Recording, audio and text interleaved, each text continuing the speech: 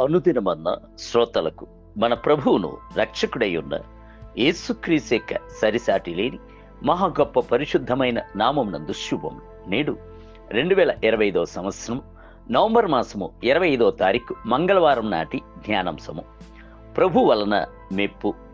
కొరింథీయులకు రాసిన 2వ పత్రిక 10వ అధ్యాయము 18వ వచనమందు ప్రభు మెచ్చుకునివాడే యోగ్యుడు గాని తన్ను తానే మెచ్చుకునివాడు యోగ్యుడు కాడు. లోకము మెప్పు కొరకు తప్పించుచున్నది.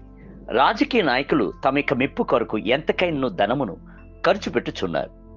స్వప్రచారమును వెతుకుచున్నారు. తమ్మును గూర్చిన వార్తలు వార్తాపత్రికల యందు దృశ్య మాధ్యముల యందును వచ్చుచూనే ఉండవలనని కాంక్షించుచున్నారు.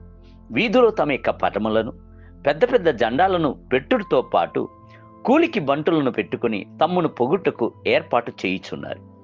కొరింథీ సంఘము ఎదిగి వచ్చినప్పుడు ఆత్మీయ వరములు అక్కడ పనిచేయుటకు ప్రారంభించాను. సమస్త తలాంతులతోనూ కృపలతోనూ వరములతోనూ నిండిన సంఘముగా ఆ సంఘము ఉండేను. ప్రభు యొక్క వరముల కొరకు తన్ను తాను సమర్పించుకున్న సంఘముగా ఉండేది.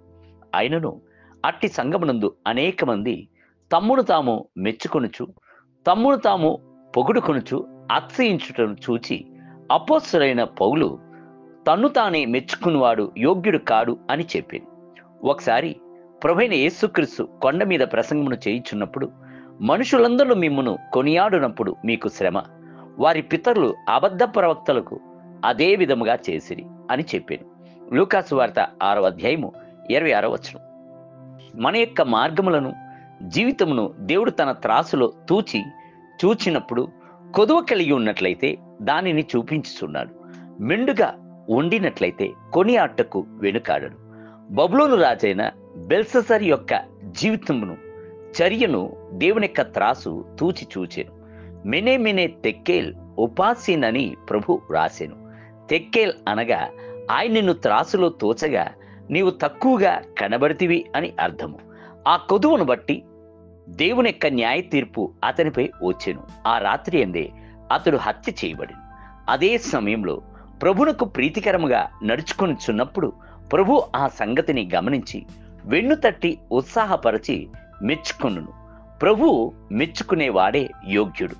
కొరింథీయులకు రాసిన 2వ పత్రిక 10వ అధ్యాయము 18వ వచనం. ప్రభు నోవాహును మెచ్చుకుని చెప్పాను, ఈ తరము వారిలో నీవే నా ఎదుట నీతిమంతుడివై ఉండుట చూచి తిని. ఆదికాండం 7వ అధ్యాయము 1వ వచనం. మెచ్చుకుంట మాత్రముగాక జలప్రలయం నుండి నోవాహును కాపాటుకై నోవాహునకు తగిన ఆలోచనను ఇచ్చాను. ఆ రీతిగా ఆ ఓడలో నోవాహును అతని కుటుంబమును కాపాడబడింది. నోవాహు అంతగా ప్రభువుచే మెచ్చుకొనబట్టుకు గల కారణము ఏమిటి? బైబిల్ గ్రంథము సెలవిచ్చున్నది, నోవాహు తన తరము వారిలో నీతిపరుడును నిందారహితుడై ఉండెను. నోవాహు దేవునితో నడిచినవాడు. ఆదికాండం 6వ అధ్యాయము 9వ వచనం. దేవుని బిడ్డలారా, మీరు దేవునితో నడుచుచున్నప్పుడు దేవుని యొక్క సన్నిధిలో అత్యధిక సమయము ప్రార్థనలో నిలుచున్నప్పుడు నీతిమంతుడిగాను నిందారహితుడిగాను ఉందురు.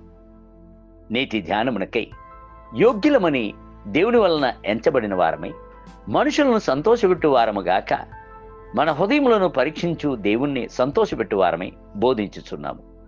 తెస్సలోనికి రాసిన మొదటి పత్రిక 2వ అధ్యాయము 4వ వచనం. నేటి వేద పఠనము ఉదయము ఎహెజ్కేలు గ్రంథము 24, 25 మరియు 26 అధ్యాయములు. సాయంత్రం పేతురు రాసిన మొదటి పత్రిక 2వ అధ్యాయం.